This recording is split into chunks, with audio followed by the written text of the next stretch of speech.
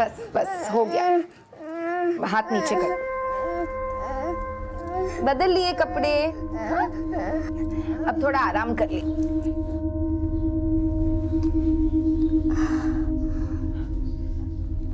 Homework खत्म किया? नहीं, वो पेट में दर्द हो रहा है। पढ़ाई पे ध्यान दे, अगर इस बार तू अच्छे नंबर लाया ना तो तुझे साइकिल जरूर देंगे। मुझे साइकिल नहीं चाहिए। साइकिल क्यों नहीं चाहिए? तुझे तो हमेशा से साइकिल चाहिए थी ना। क्या हुआ सुमित? साइकिल क्यों नहीं चाहिए तुम्हें? हाँ, आओ यहाँ पे, आ जाओ। देखो, इस बार पापा तुम्हें पक्का साइकिल दिलाएंगे, उसमें इतना दुखी होने की जरूरत नहीं है। अरे कोई ऑटो को बुलाओ, मुझे ही लेने गया है।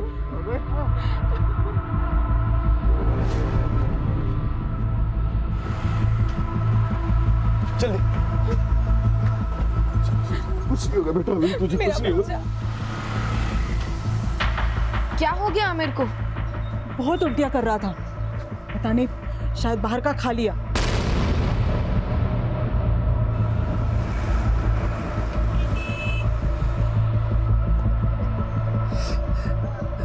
पापा, पापा मुझसे गलती हो गई। पापा, पापा मुझे माफ कर दो।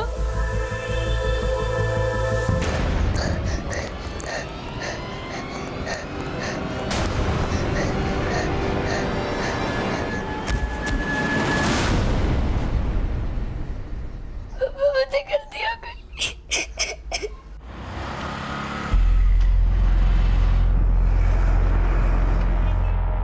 सुमित, क्या तुमने भी आमिर के साथ बाहर का कुछ खाया था? आरती, तुम नींबू पानी लेके आओ, शायद इसके पेट में सच में दर्द है। सुमित!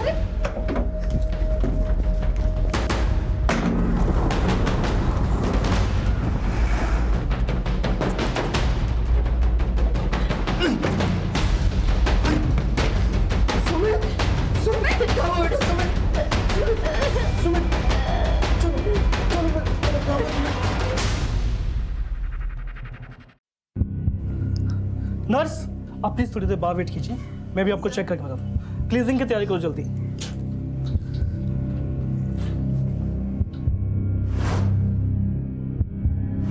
सुमित बेटा, आँख खोल, आंखें खोल बेटा, आंखें खोल।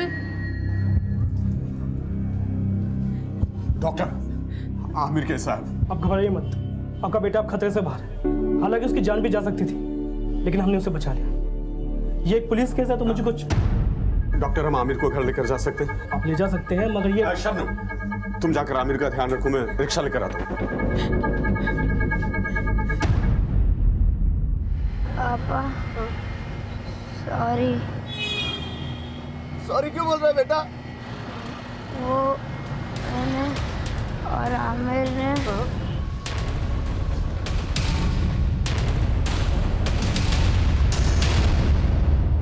क्या बोल रहा है तू? सुमित, आंखें खोल। मैं और हाँ? आमिर जहर 1 2 3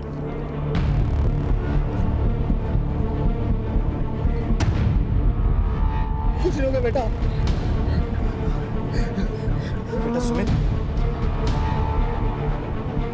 हट जाओ। सुमित, सुमित।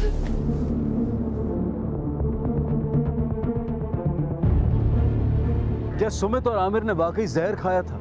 अगर हाँ, तो 10-12 साल की उम्र के बच्चों ने ऐसा कदम क्यों उठाया?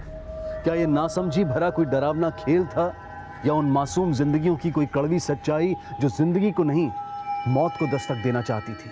आखिर ऐसा क्या हुआ था जो उनके माता पिता को भी भनक नहीं लगी और 2 मासूम जिंदगियां एक ऐसी दहलीज पर आकर खड़ी हो गईं जहां सिर्फ सवाल ही सवाल थे, और ऐसे सवाल जो किसी के भी रोंगटे खड़े करते। क्या कमी रह गई थी हमारे पालन पोषण में जो सुमित ने ऐसे। डॉक्टर साहब, सुमित मेरा बेटा, क्या हुआ उसे? देखिए, सुमित ने जहर खाया था हमने उसके शरीर से टॉक्सिन्स फ्लश आउट तो कर दिए, लेकिन वो अब भी खतरे में है। हमें पुलिस को इन्फॉर्म करना होगा, क्योंकि सुमित ने सिर्फ जहर ही नहीं खाया, बल्कि is a victim of sodomy. क्या सोडोमी साहब? सुमित का शारीरिक शोषण हुआ है। किसी ने जबरदस्ती उसके साथ अनैतिक संबंध बनाया है। Excuse me.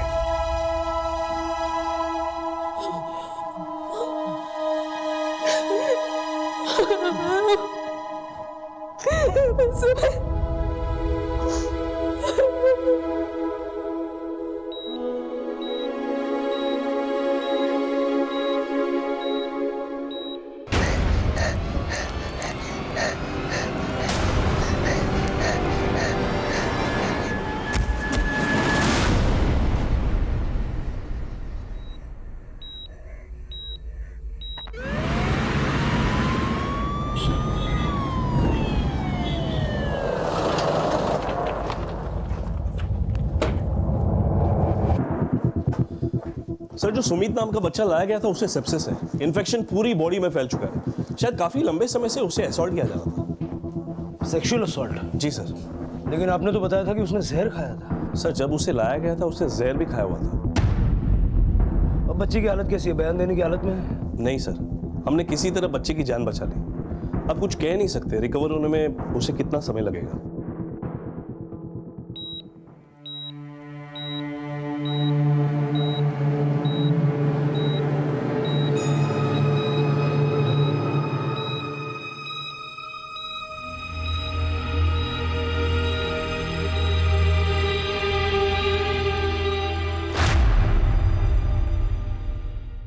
क्या आप जानते थे कि सुमित का शारीरिक शोषण किया जा रहा था? नहीं सर, हम तो ये सुन के शौक है। हमारे सुमित के साथ कोई, मतलब आपको कोई अंदाजा नहीं कि कौन हो सकता है जिसने सुमित के साथ ये? नहीं सर। सब मेरी गलती है मैडम। सुमित मुझे अक्सर कहता था कि उसके पेट में दर्द है। होमवर्क खत्म किया? नहीं, वो पेट में दर्द हो रहा है। लेकिन मुझे लगता था ये सब पढ़ाई ना करने का बहाना है। और वो कुछ नहीं बता पाया। या कोई और बात है जो तुम छुपा रहे हो? नहीं सर, मैं आपसे कुछ नहीं छिपा रहा, पर सुमित न जाने कब से हमसे ये सब छिपा रहा था। सर, बस इतना कह रहा था कि उसने और आमिर ने जहर खाया था। और आमिर ने जहर? आमिर? ये आमिर कौन है? जी, हमारे पड़ोस में ही रहता है वो। सुमित और आमिर एक ही स्कूल में पढ़ते हैं। सुमित को यहाँ लाने से पहले आमिर के अम्मी अब्बू भी आमिर को अस्पताल लेकर जा रहे थे।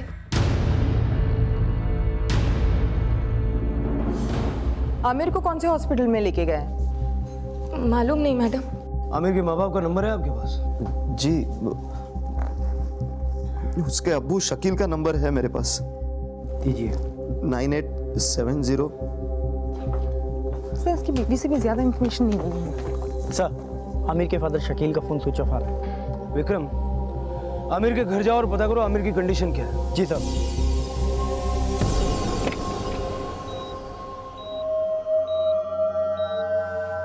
आरती, अभी तुम घर जाओ और पीयूष को संभालो। शांति मौसी का फोन आया था, बोल रही थी पीयूष बहुत रो रहा है। आरती, हिम्मत रखो। कैसे मत रखो?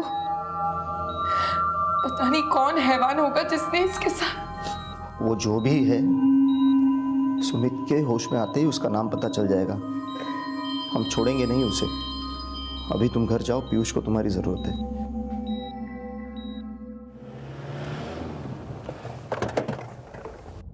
हाँ बोल विक्रम। सर, आमिर के घर पे ताला लगा हुआ है। इसका मतलब वो लोग भी हॉस्पिटल में ही होंगे। वैसे भी रात बहुत हो चुकी है, सुबह होते ही उनसे बात करेंगे। ठीक है सर।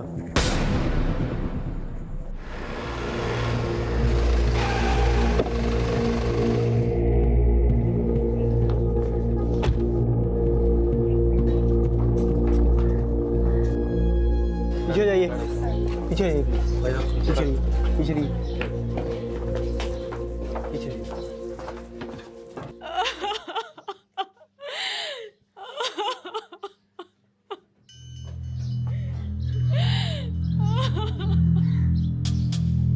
विक्रम, देखो ये इतनी डरी हुई क्यों? जी सर।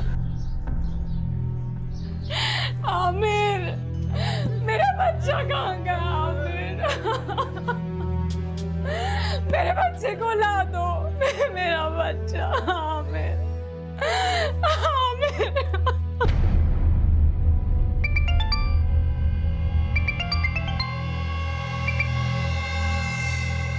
हाँ बोलो आरती। मुझे सुमित को लेकर बहुत घबराहट हो रही है। वो आमिर। हाँ आमिर कैसा है? तो ठीक है ना अभी वो? आमिर अब नहीं रहा। हमारा सुमित तो ठीक हो जाएगा ना? उसे तो कुछ नहीं होगा ना? शकील जी, आपका बेटा आमिर अब अगर नहीं रहा, उसकी बॉडी कहाँ है? दफनाया साहब उसको। आपने आमिर को दफना दिया और पुलिस को इन्फॉर्म तक नहीं किया। आपको बता देने से मेरा बेटा जिंदा नहीं हो जाता साहब। वैसे भी आपको यहाँ किसने भेजा? क्यों आया आप लोग यहाँ पर? आमिर की मौत जहर खाने से हुई थी। ये पुलिस केस है। उसने कोई जहर नहीं खाया। उसने बाजार से कुछ उल्टा सीधा खा लिया था। उसकी वजह से उसको उल्टियाँ होने लगी।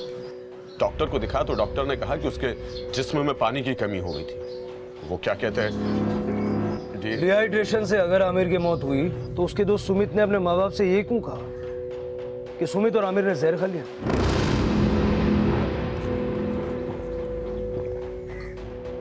देखिए साहब, कौन क्या कहता है या कौन क्या नहीं कहता, मुझे उससे कोई फर्क नहीं पड़ता। लेकिन हाँ, मेरे बेटे आमिर ने जहर नहीं खाया। लेकिन सुमित ने जहर खाया था और उसका शारीरिक शोषण भी हो रहा था, और शायद आमिर के साथ भी ऐसा ही कुछ हो रहा था, और आप हमसे सच छुपा रहे हैं। मैं अपने मरे हुए बेटे को लेकर झूठ क्यों बोलूंगा साहब?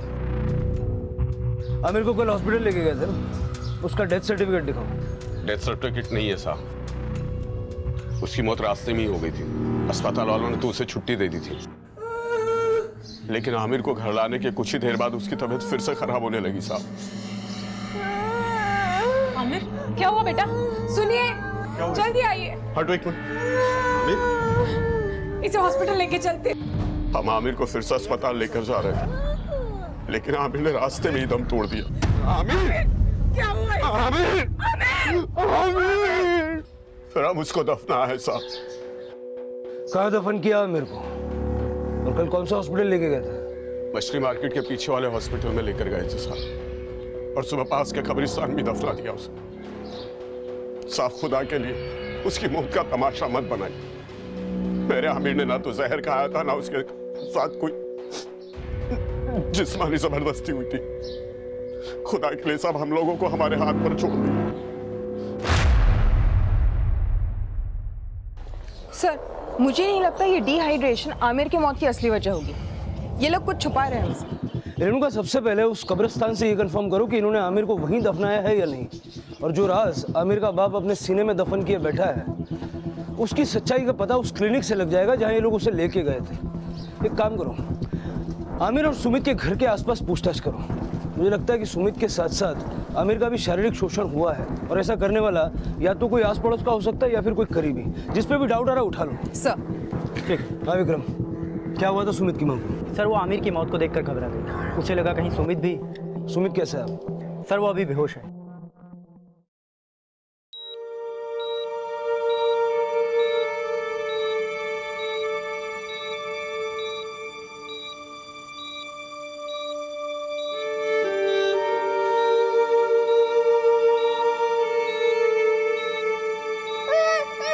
अरे डर मत पीयूष, पापा ठीक कर रहे हैं ना, लाइट आ जाएगी।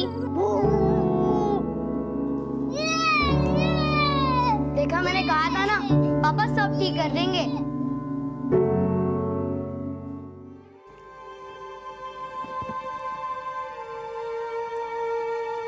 पापा सब ठीक कर देंगे बेटा,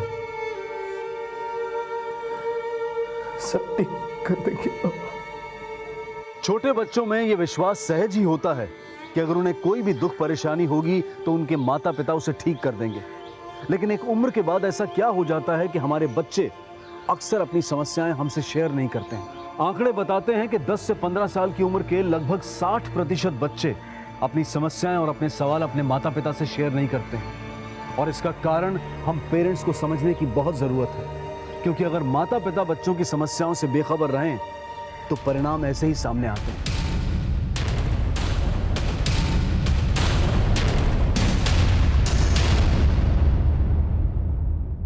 लेकिन इस परिणाम को पैदा करने वाला वो शख्स कौन था जो एक लंबे समय से सुमित का शारीरिक शोषण कर रहा था? इस सवाल का जवाब सुमित की खामोशी में कैद था। और यह सवाल भी खड़ा हो रहा था कि क्या सुमित का दोस्त आमिर भी इस तरह के शोषण का शिकार हो रहा था, और क्या उसने वाकई में सुमित के साथ जहर खाया था?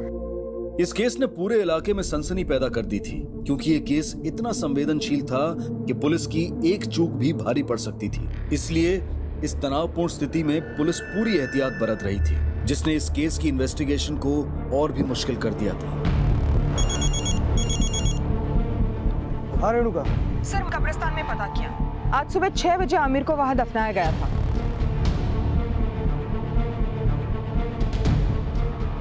जी हाँ सर, आमिर नाम के बच्चे को यहीं लाया गया था, लेकिन उसे डिहाइड्रेशन नहीं हुआ था, उसने जहर खाया था और हमने उसे बचा लिया था।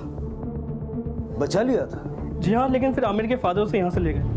हमने उन्हें आज बुलाया यहाँ पर, हमने सोचा जैसे वो यहाँ आएंगे हम आपको इन्फॉर्म कर देंगे। और हम आपके बिना इन्फॉर्म किए ही यहाँ पहुँच गए। पता है क्यों? क्यों सर? कल जिस बच्चे की जान आपने बचाई उसने कल रात को ही दम तोड़ दिया। क्या? जिस बच्चे ने जहर खाया था उसे आपने हमें बिना इन्फॉर्म किए रिलीज कर दिया। क्यों? सर मत झुकाइए, आमिर ने सिर्फ जहर खाया था, उसे फिजिकली मॉलेज भी किया था। मॉलेज? सर मैंने ऐसा कुछ चेक नहीं किया, मैंने सिर्फ उसकी बॉडी से पॉइजन फ्लश आउट किया था। हम आपकी डिग्री फ्लश आउट कर देते हैं। विक्रम जरा चेक करो कौन सी कॉलेज में पढ़ के ये डॉक्टर बने और ये क्लिनिक चलाने का परमिशन इनको कहाँ से मिला। जी सर। सर मुझे लगता है आमिर के साथ भी सुमित की तरह फिजिकल असॉल्ट हुआ होगा। शायद इसलिए बदनामी के डर से आमिर के पेरेंट्स ने हमें बिना बताए उसे दफना दिया। डर से या किसी और वजह से? आमिर के बाप ने शान पट्टी तो की है, अब आमिर का पोस्टमार्टम करने के लिए हमें बहुत मशक्कत करनी पड़ेगी। मैं सुमित के माँ बाप से बात करता हूँ, तुम आमिर की माँ से बात करो। बाप कुछ बोल नहीं रहा है, हो सकता है माँ ही बोल दे। सर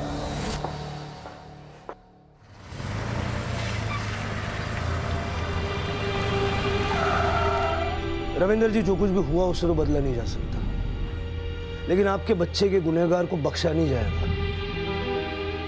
आमिर का सच उसकी मौत के साथ दफन हो गया और सुमित इस वक्त बयान देने की हालत में नहीं है। ऐसे में आप लोग जरा दिमाग पे जोर डाल के मुझे बताइए, ऐसा कौन हो सकता है जो लगभग रोज आपके बच्चों के बचपन को तबाह कर रहा था? आप लोग वाकई में नहीं जानते हैं, आप भी आमिर के माँ बाप की तरह सच बताने से डर रहे हैं? हम तो ये सोच सोच के डर रहे हैं कि हमारा बच्चा पहले जैसा कब होगा। हमें लगता था उसका पढ़ाई में दिल नहीं लगता, पर हम पढ़ाई में दिल नहीं लगता मतलब स्कूल जाने से मना करता था? हाँ साहब। और आमिर और सुमित दोनों एक ही स्कूल में पढ़ते हैं? जी। कहीं ऐसा तो नहीं कि कोई उनके साथ स्कूल में या फिर स्कूल से जुड़ा हुआ कोई शख्स उनके साथ ये सब कर रहा था? हो सकता है सर। हाँ, मुझे एक बार उसके ट्यूशन टीचर का फ़ोन आया था। Tuition teacher? जी। क्या नाम? जी, उनका नाम जयदेव शास्त्री है। सुमित और आमिर दोनों उन्हीं से ट्यूशन पढ़ते थे। एक दिन उनका फ़ोन आया, सर हम लोग भी सुमित को समझा समझा कर थक गए, लेकिन वो समझता ही नहीं। रविंद्र जी, ये सिर्फ सुमित की ही बात नहीं है, उसके दोस्त आमिर का भी यही हाल है। तो आपने आमिर से या उसके माँ बाप से बात की? आमिर के माता पिता से हमारी इतनी बातचीत नहीं थी, और मेरी नौकरी ऐसी है कि 15-15 घंटे मैं बाहर रहता हूँ। साहब, हमारे छोटे बेटे पीयूष को दिमाग की बीमारी है, 24 घंटे उसे देने पड़ते हैं, इसलिए हम सुमित पे ज्यादा ध्यान नहीं दे पाते थे। जब भी मैं उसे पढ़ाई करने के लिए कहती थी, या तो वो घर से बाहर भाग जाता था या कहता था उसके पेट में दर्द है। आरती जी, वो बार बार आपको अपने पेट दर्द के बारे में बताता था, आपको हर बार ये लगा कि वो झूठ बोल रहा है? यही तो भूल हो गई साहब मुझसे। उसके ट्यूशन मास्टर जी का इनको कॉल भी आया था, लेकिन मैंने उसे प्यार से बात करने की बजाय उल्टा उसे डांट दिया। स्कूल से तो शिकायतें आती ही थी, अब ट्यूशन से भी आने लगी। इतनी मेहनत करके हम तुझे पढ़ा रहे हैं और तू ध्यान कहाँ रहता है तेरा? हम ये थप्पड़ पड़ेगा ना। आरती, मैं बात करता हूँ। बेटा सुमित, बैठो। देखो, माँ की बात का बुरा मत मानना, ये तुम्हें डांटती है क्योंकि इससे तुम्हारी फिक्र है। तुम्हारे ट्यूशन टीचर का फोन आया था, वो कह रहे थे कि तू और आमिर, तुम दोनों ट्यूशन क्लास में चुपचाप बैठे रहते हो, पढ़ाई पे ध्यान नहीं है तुम दोनों का। तुम दोनों का किसी से झगड़ा हुआ है क्या? किससे? वो आमिर। पढ़ाई में मन नहीं लगता, लड़ाई बराबर होती है तुम दोनों से। रुक जा, उस आमिर की तो मैं मम्मी आमिर नहीं, उसे कुछ मत कहना, मैं आपसे पढ़ाई पे ध्यान दूंगा। सुमित आमिर के सामने आने से डर रहा था या आमिर से डर रहा था? पता नहीं साहब, क्योंकि हमें तो लगा था दोनों पक्के दोस्त थे, इसीलिए शायद अपना झगड़ा खुद ही सुलझाना चाहते होंगे।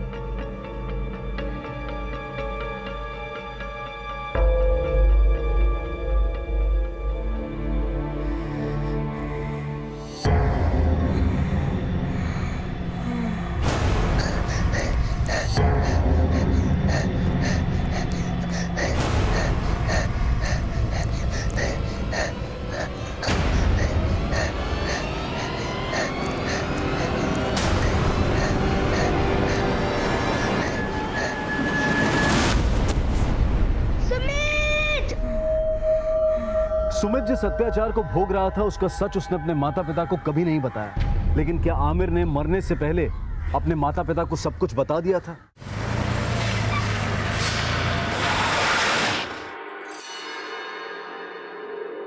क्या बात है मैडम, आप लोग फिर से आ गए?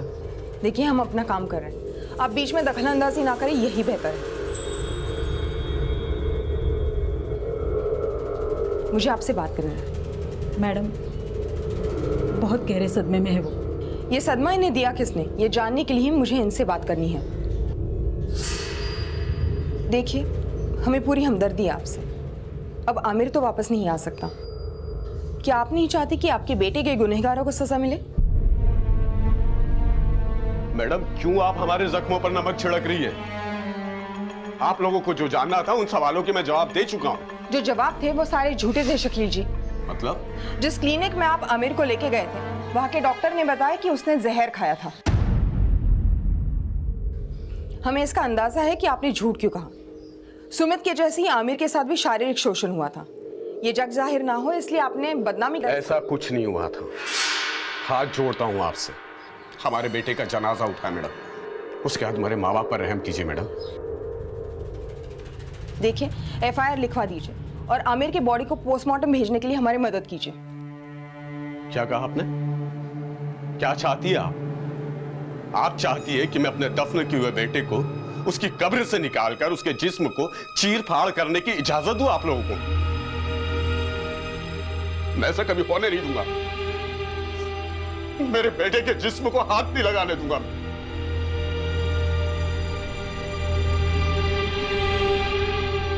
सर आमिर की माँ की चुप्पी बताती है, शायद आमिर ने मरने से पहले उन्हें सारा सच बताया होगा। शायद उस दरिंदे का नाम भी जिसने ये घिनौनी हरकत उसके साथ की। हो सकता है रेणुका, लेकिन ये केस इतना सेंसिटिव है कि इसमें हम चाहकर भी पावर का इस्तेमाल नहीं कर सकते। जब तक सुमित के घर वालों की तरह आमिर के घर वाले हमें सपोर्ट नहीं करते, तब तक किसी भी नतीजे पे आना इम्पॉसिबल है। इस केस को किसी नतीजे तक पहुंचाने के लिए पुलिस को अभी काफी मशक्कत करनी थी, क्योंकि हर मोड़ पर एक नया सवाल खड़ा होने वाला था। और आखिर क्या वजह थी कि आमिर के पिता लगातार ये कह रहे थे कि आमिर के साथ शारीरिक शोषण नहीं हुआ था? वजह सिर्फ बदनामी का डर ही नहीं, कुछ और भी हो सकती है। आमिर को ट्रीट करने वाले डॉक्टर ने बताया कि आमिर ने जहर खाया था। आमिर नाम के बच्चे को कल यहीं लाया गया था, लेकिन उसे कोई डिहाइड्रेशन नहीं हुआ था, उसने जहर खाया था। आमिर के अब्बू का ये झूठ तो पकड़ा गया। उसने कोई जहर नहीं खाया, उसने बाजार से कुछ उल्टा सीधा खा लिया, उसकी वजह से उसको उल्टियां होने लगी। डॉक्टर को दिखा तो डॉक्टर ने कहा कि उसके जिस्म में पानी की कमी हो गई थी। लेकिन किसी का एक झूठ उसकी हर बात के झूठ होने का प्रमाण तो नहीं देता। प्रमाण तो इस बात का भी नहीं कि सुमित और आमिर दोनों ने एक साथ जहर खाया था। लेकिन सुमित अपने माँ बाप से झूठ क्यों बोलेगा? और सुमित के माँ बाप हमसे झूठ बोले, ऐसी कोई वजह मुझे नजर नहीं आ रही। सर माना कि दोनों ने एक साथ जहर खाया, तब भी सवाल वही है कि आखिर दोनों ने जहर खाया क्यों? और सवाल यह भी था कि उन्होंने जहर अपनी मर्जी से खाया था या फिर उन्हें जहर खाने के लिए मजबूर किया गया था। जो उनको मजबूर करके लगातार उनका शारीरिक शोषण कर सकता है, अगर वो अपनी पे आए तो उन्हें जहर खाने के लिए भी मजबूर कर सकता है। अगर ऐसा था तो उन्हें मजबूर करने वाला वो वहशी कौन था जो दो मासूमों के शरीर के साथ ही नहीं बल्कि उनके दिमाग के साथ भी खेल रहा था? एक ऐसा घिनौना खेल जिसमें एक जान जिंदगी के लिए लड़ रही थी और दूसरी मौत को गले लगा चुकी थी। सुमित का बचना जितना जरूरी है उतना ही जरूरी है कि जल्द से जल्द आमिर की बॉडी का पोस्टमार्टम करवाया जाए। लेकिन क्या पुलिस दफनाए जा चुके मृत आमिर का पोस्टमार्टम करवाने में सफल हो पाएगी? आमिर की बॉडी को एक्सह्यूम करने के लिए कोर्ट में अर्जी दायर करवाओ और सुमित और आमिर के स्कूल और ट्यूशन दोनों जगह बात करते हैं, क्योंकि सुमित के पेरेंट्स के मुताबिक सुमित स्कूल और ट्यूशन दोनों जगह जाने से इनकार करता था। सर,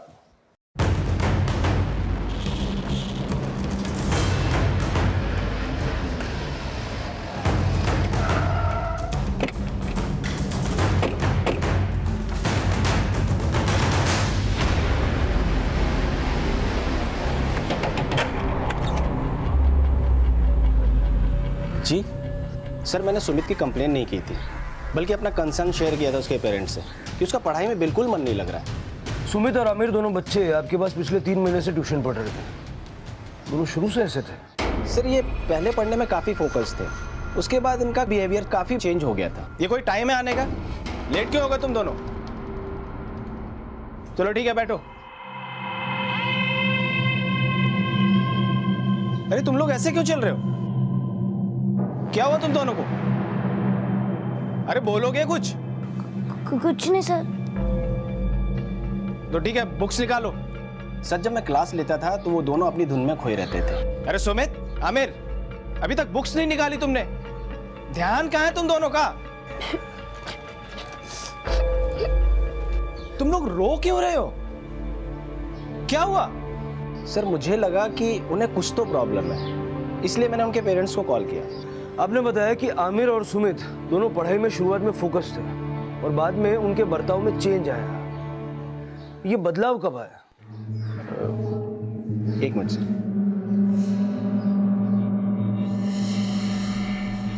सर, मैंने 27 जुलाई को उनके पेरेंट्स को कॉल किया था।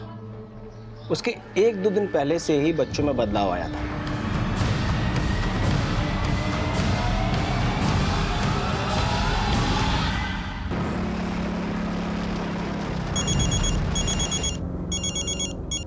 बोलो रेणुका। सर, सुमित और आमिर के क्लासमेट्स और टीचर्स से तो कोई इन्फॉर्मेशन हाथ नहीं लगी, लेकिन प्रिंसिपल ने बताया करीब 3 महीने पहले एक टीचर को रेस्टिकेट किया गया गर्ल स्टूडेंट के मोलेस्टेशन चार्जेस पर, और वो उसी जगह रहता है जहां आमिर और सुमित रहते हैं। नाम क्या है उस टीचर का?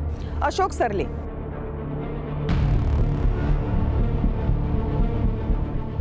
आइए अशोक जी, बड़ी तारीफें सुन रहे हैं हम आपकी। कैसी तारीफ सर? तारीफें सुन रहे हैं हम आपकी उस स्कूल से जहां से आपको निकाला गया। आप क्या बोल रहे हैं सर? मुझे कुछ समझ में नहीं आ रहा है। 27 जुलाई से 16 अगस्त तक क्या शौक फरमा रहे थे आप इन बच्चों के साथ? साहब, ये कौन बच्चे हैं सर, और किस शौक की बात कर रहे हैं आप? कुछ वैसा ही शौक जो आपने अपने स्कूल में मानसी, शिल्पा और सोनम के साथ फरमाने की कोशिश की और जिसके चलते आपको अपनी नौकरी से हाथ धोना पड़ा। हाँ साहब, वो लड़कियों के साथ मैंने लेकिन साहब उसके लिए मुझे सस्पेंड कर दिया था साहब स्कूल से, और 27 जुलाई को तो मैं मुंबई में भी नहीं था साहब। इन लड़कों के साथ मैंने कुछ नहीं किया साहब। अच्छा, लेकिन जयदेव शास्त्री तो कुछ और ही बोल रहा है तेरे बारे में। कौन जयदेव शास्त्री साहब? जिसके पास ये दोनों बच्चे ट्यूशन पढ़ने के लिए जाते थे। जयदेव शास्त्री तेरे घर से ज़्यादा दूर नहीं रहता है, याद आया कुछ? हाँ साहब। चल विक्रम, डंडा छोड़, पेन उठा और बयान ले, किसको याद आ गया सब? साहब मैं वो ये कह रहा था कि वो जयदेव शास्त्री कौन है ये याद आ गया। पेन रख दे विक्रम, डंडा ही उठा। नहीं साहब, माफ कर दो साहब, मैंने कुछ नहीं किया साहब, मैंने कुछ नहीं किया है साहब। ये लड़कों के साथ मैंने कुछ नहीं किया साहब। मैं घर जाने दो साहब, टीचर हूँ साहब, मैंने कुछ नहीं किया, मेरा यकीन करो साहब। साहब जाने दो साहब। जाओ, अगर जरूरत पड़ी तो फिर बुलाएंगे। ठीक है साहब, चलो।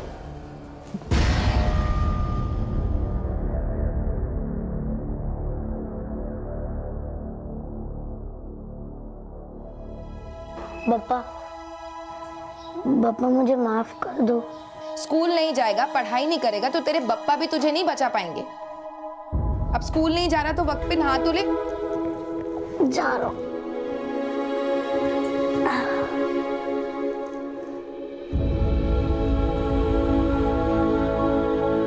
ऐसे लंगड़ाते हुए क्यों चल रहा है? वो कुर्सी से गिर गया था ना।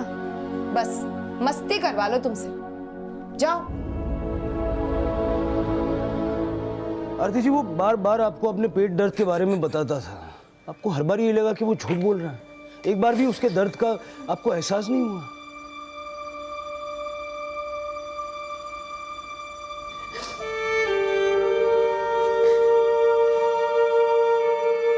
आरती, संभालो अपने आप को, खा लो कुछ। कैसी माँ हूं मैं जो अपने बच्चे की तकलीफ, उसका दर्द नहीं समझ पाई। तुम तो फिर भी सोच रही हो सुमित के बारे में। आमिर के अम्मी अब्बू ने तो पराया कर दिया आमिर को। पुलिस को कुछ भी नहीं बताया उन्होंने। मुझे पक्का ऐसा लग रहा है कि आमिर ने उनको उस राक्षस का नाम बताया होगा।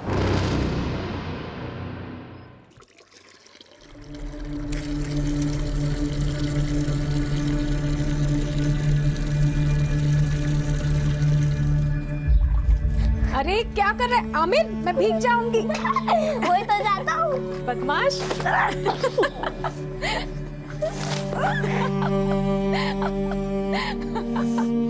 बदमाश।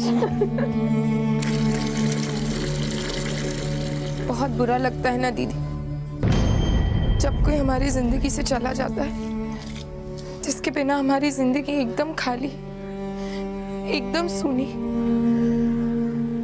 मैं अभागन तो अपने बेटे का मन नहीं पढ़ सकी दीदी, लेकिन क्या आपको भी कभी एहसास नहीं हुआ कि आमिर किस तकलीफ से गुजर रहा था? शबनम, और कितनी देर पानी भरोगी? चलो घर के अंदर।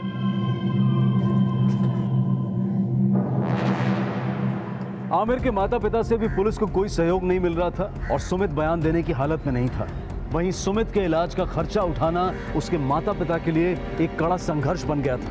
तभी एक एनजीओ द्वारा एक मुहिम चलाई गई जिसमें इलेक्ट्रॉनिक और सोशल मीडिया के द्वारा सुमित के लिए चंदा मांगा जा रहा था और ये केस मीडिया की काफी सुर्खियां बटोर रहा था।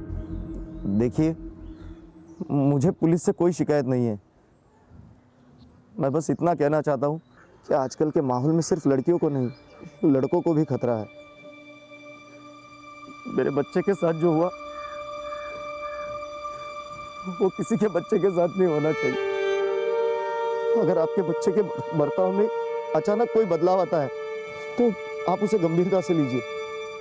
आप जानने की कोशिश कीजिए भीतर तक कि उसे हुआ क्या है। आप अपने बच्चों के दोस्त बनिए, इतने अच्छे दोस्त कि वो आपसे कोई भी दुख, कोई भी तकलीफ छिपाए नहीं। और बच्चों में एक भावना हमेशा बुलंद रहनी चाहिए, पापा सब ठीक कर सकते हैं, मम्मी सब ठीक कर सकते हैं।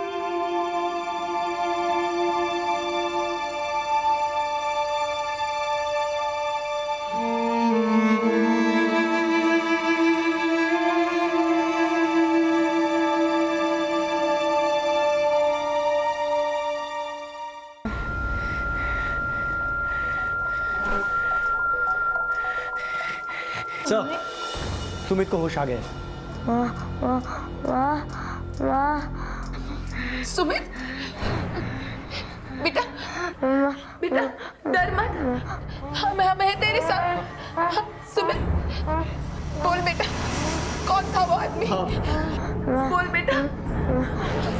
ये कुछ बोलने की कोशिश कर रहा है, पुलिस को आने में देर लग सकती है। आप अपने फोन में रिकॉर्ड कर लीजिए। हाँ। बेटा देख, डर मत बेटा, जो हुआ है वो सब बता दे। क्या हुआ है तेरे साथ? वो मेरे पीछे भाग रहा था। हम भी भाग रहे थे।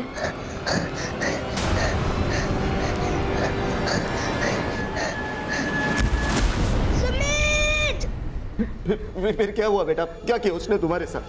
वो गुस्से से देख रहा था, ऐसा लग रहा था काट देगा, फिर हंसने लगा। कौन था बेटा? उसका नाम क्या था?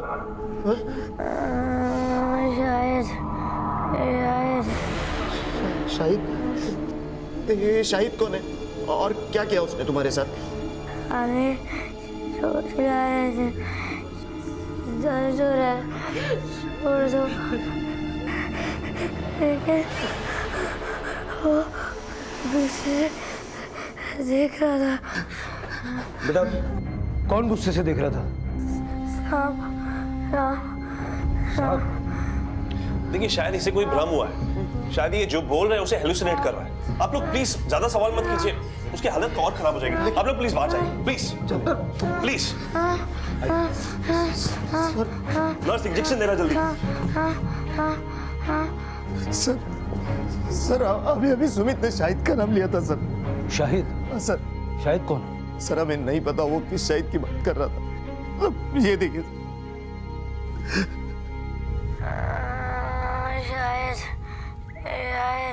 शाहिद। ये शाहिद कौन है और क्या किया उसने तुम्हारे साथ?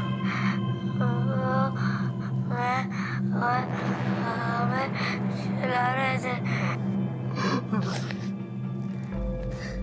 सुमित के बयान के आधार पर अब उसके अपराधी शाहिद को ढूंढने के प्रयास किए जा रहे थे, पर सुमित की हालत दिन ब दिन बिगड़ती जा रही थी। और इससे पहले कि पुलिस सुमित के अपराधी शाहिद को आइडेंटिफाई कर पाती, सुमित ने आखिरकार दम तोड़ दिया।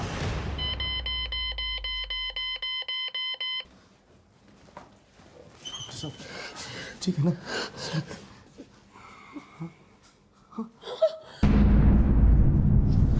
ठीक, कुछ नहीं हुआ।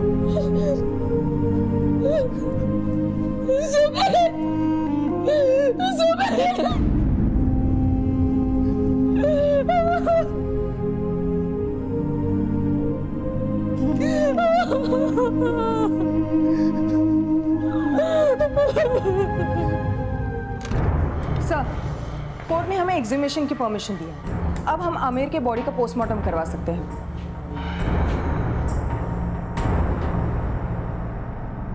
अच्छा हुआ हमारे सुमित को शांति मिल गई, दर्द से मुक्ति मिल गई उसे। उसे तो इस दर्द से मुक्ति मिल गई, लेकिन हम इस दर्द से कभी उबर नहीं पाएंगे।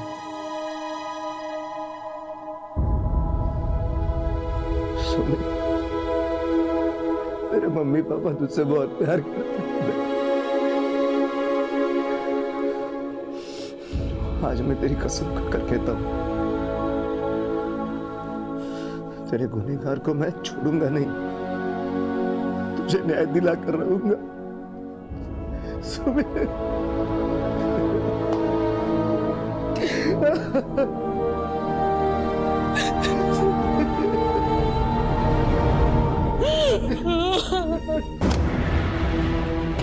ये ठीक नहीं कर रहे साहब आप लोग। मेरे बच्चे की कब्र इस तरह खोद कर आप उसकी मिट्टी खराब कर रहे हैं।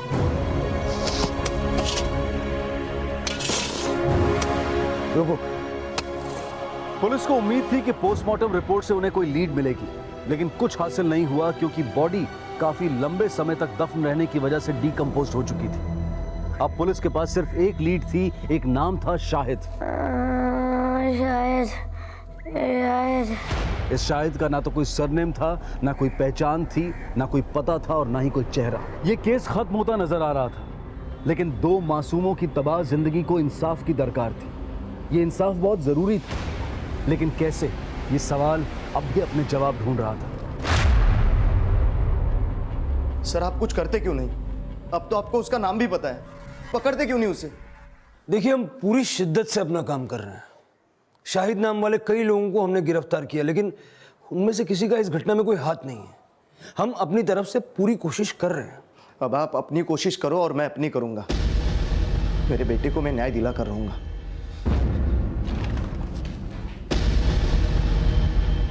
शाहिद कौन था, इसका पता लगा पाना समंदर में सुई ढूंढने जैसा प्रतीत हो रहा था। और अब आमिर की मौसी जारा से यह पता लगाने की कोशिश की जा रही थी कि क्या कोई शाहिद नाम का शख्स आमिर के परिवार से जुड़ा व्यक्ति तो नहीं था। आप अकेले रहते हैं? मेरा मतलब है आपके पति आपके साथ नहीं रहते क्या? कई साल पहले वो दुनिया से रुखसत हो गए। मैंने अकेले अपने बेटे की परवरिश की है। वैसे आपका बेटा है कहाँ? दिखाई नहीं दे रहा। उसके मामा के यहाँ लखनऊ गया है। आपके पूरे परिवार या दूर रिश्ते में कोई ऐसा है जिसका नाम शाहिद हो? हाँ, मेरे मामा के लड़के का नाम शाहिद है, लेकिन वो कई सालों से सऊदी में रहता है। आप शाहिद के बारे में क्यों पूछ रही है? सर, आमिर के परिवार का किसी भी शाहिद नाम के इंसान के साथ कोई लेना देना नहीं है। हाँ, एक शाहिद है, लेकिन वो कई साल से सऊदी में रहता है। मुझे लगा था कि जायरा से कोई लीड मिलेगा, मगर जब... जायरा कौन? सर, आमिर की अम्मी शबाना की बहन। वो विडो है और अपने 19 साल के बेटे मुजाहिद के साथ आमिर के बगल वाली गली में रहती है। क्या नाम बताया? जायरा। नहीं, उसके बेटे का क्या नाम बताया? मुजाहिद।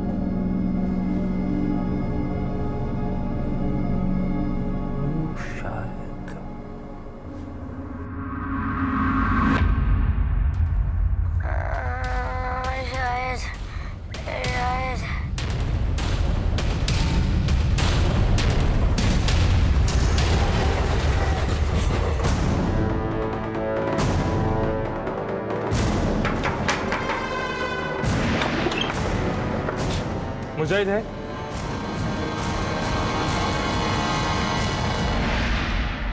मुजाहिद, उठ जा। मुजाहिद, तुम ही वो शाहिद हो ना जिसने सुमित और आमिर के साथ वो घिनौना काम किया?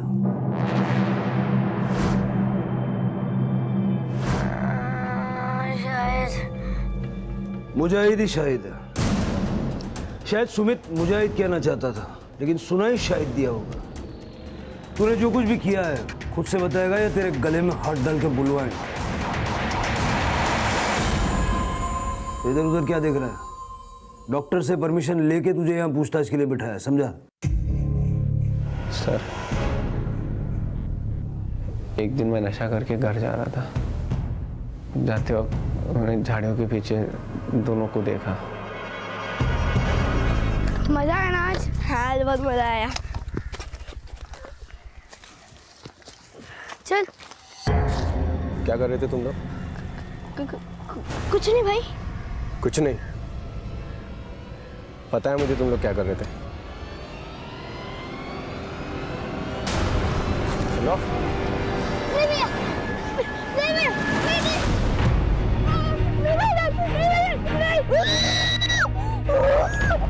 फिर ये मेरी रोज की आदत बन गई थी। पहले मैं खुद करता था, उसके बाद अपने दोस्तों को साथ में लेके जाता था। हमको देख के वो लोग डर जाते, भाग जाते हैं, लेकिन हम लोग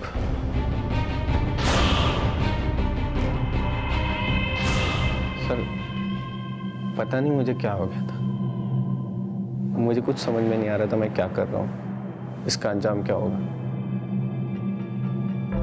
मुझे अपनी गलती का एहसास तब हुआ जब आमिर और सुमित ने ये कदम उठाया। कहते हैं कि नशा नशा करने वाले को तबाह कर देता है, लेकिन मुजाहिद के नशे ने 2 मासूम जिंदगियों को ही नहीं बल्कि 2 परिवार तबाह कर दिए।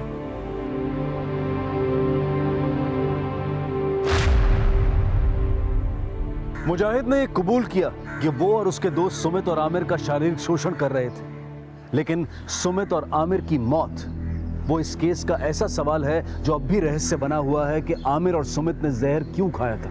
अनुमान यही लगाया गया कि शायद वो बच्चे शर्म और डर की वजह से अपने माता पिता को सच नहीं बता पा रहे थे, और शायद इसीलिए 10-12 साल की उम्र में ही उन बच्चों ने आत्महत्या कर ली। अपने बच्चों को प्यार दें, उन्हें वो माहौल दें जिसमें वो हर बात, हर अपनी समस्या आपसे खुलकर शेयर कर सके। इसी विचार के साथ अब मैं अनूप सोनी आपसे विदा लेता हूं। फिर मुलाकात होगी अगले एपिसोड में एक और चौंका देने वाले केस के साथ। तब तक अपना और अपने परिवार का ख्याल रखें और देखते रहें क्राइम पेट्रोल सिटी क्राइम्स। सबक एक को, सीख हम सबको। जय हिंद।